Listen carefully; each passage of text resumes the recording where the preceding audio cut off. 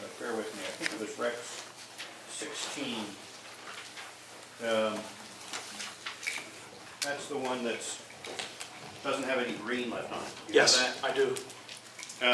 That doesn't show what would happen if there was a mile radius around each of the schools, right? That purports to show 1,900-foot setbacks from well pads to structures, buildings. Am I correct? I'm reading it the same way. It says structure, it doesn't say protected structure. I'm not sure what that means, but I agree, there's no reference to schools. Okay, so you don't have for us any kind of calculation about what percentage of the township would be open to drilling if you respected that 1 mile or 2.5 kilometer parameter, correct? You're talking specifically from schools? Yes. I do not. Okay. Now, a municipality under zoning, a municipality can limit uses to particular districts, correct? That's what zoning does, right? That's correct. As a general rule, that's correct.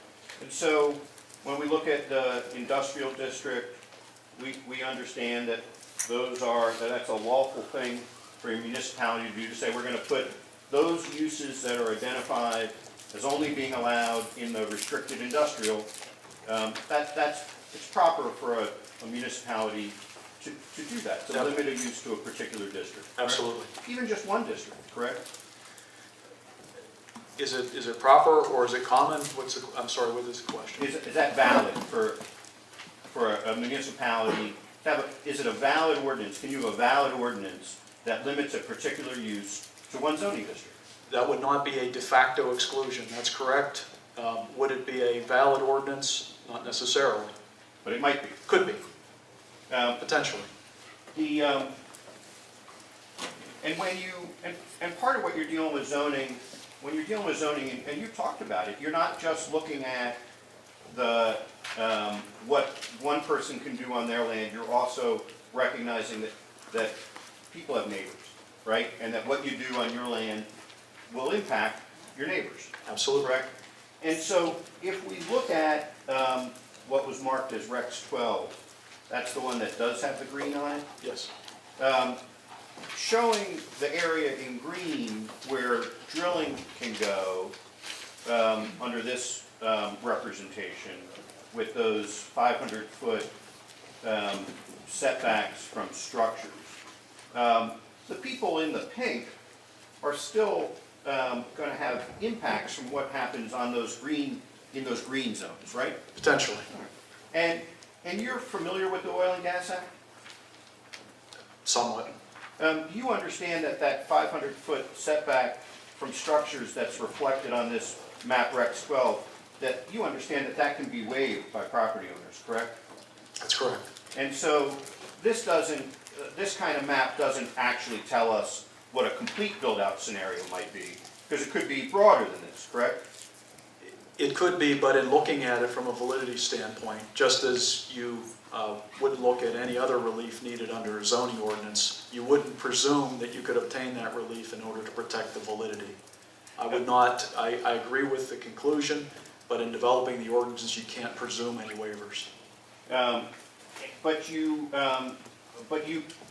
when you're looking at an ordinance challenge, and you said it yourself, one of the things you look at is you look at it by district as a whole.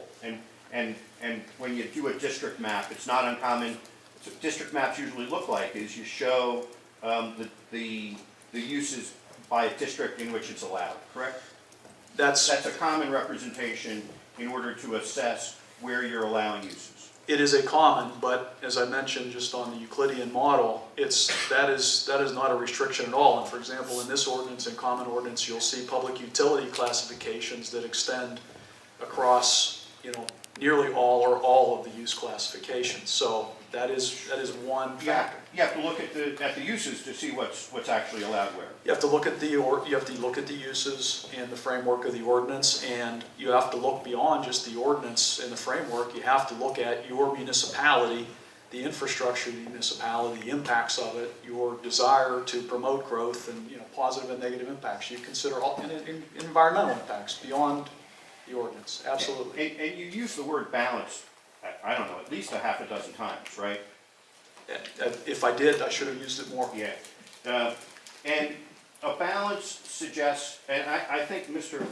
Colosimo asked you, what are the two sides of the balance? And you said, well, there's actually more than two sides, correct? I believe so.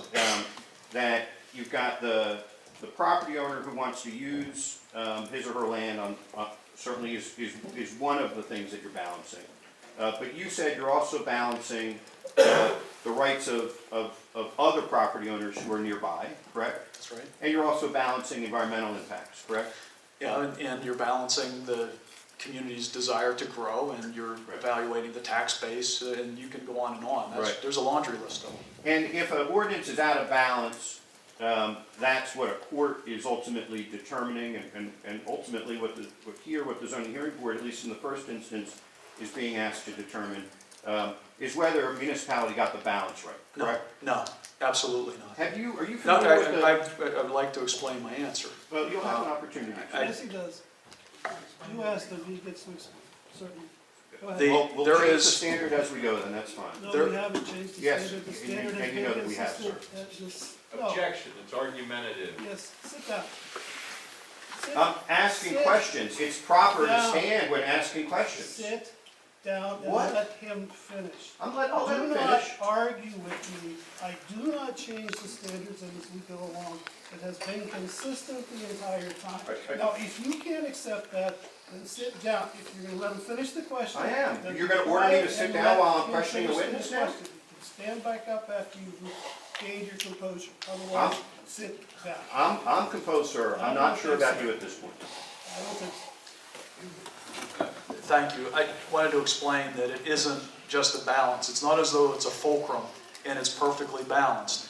The balance, there is a strong, heavy constitutional presumption that what the legislature does, and in this case the Board of Supervisors did, is presumptively valid. The balance has to be so out of balance that it's irrational, and that when it's irrational, that's whenever the courts can step in. So no, it can be in public opinion, it can be in the constituents, it can be in the residents' view, way out of balance. But so long as it's rational, it's a rational zoning scheme, it will not be disturbed by the courts. So you and I may have very different views on whether it's a good balance or a bad balance, but it's the rare situation where the courts impose their will on the governing body. May I stand? Absolutely.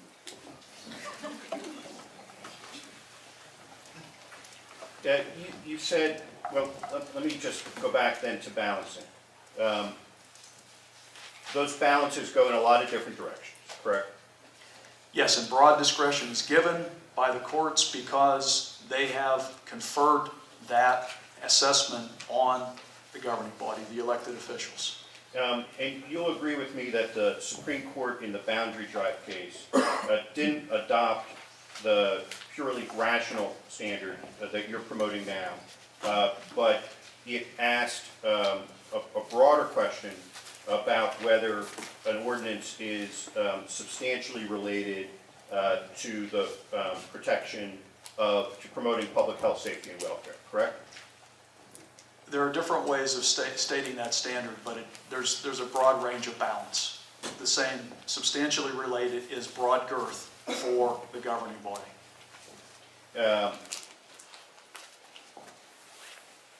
And if a challenger shows, a challenger for an ordinance shows that the restrictions or the provisions of the ordinance are unreasonable, arbitrary, or not substantially related to promoting public health, safety, and welfare, then the ordinance can be declared invalid, correct? That's correct. And the consistency with the comprehensive plan is evidence that a zoning hearing board and a court looks at in reaching that determination, correct?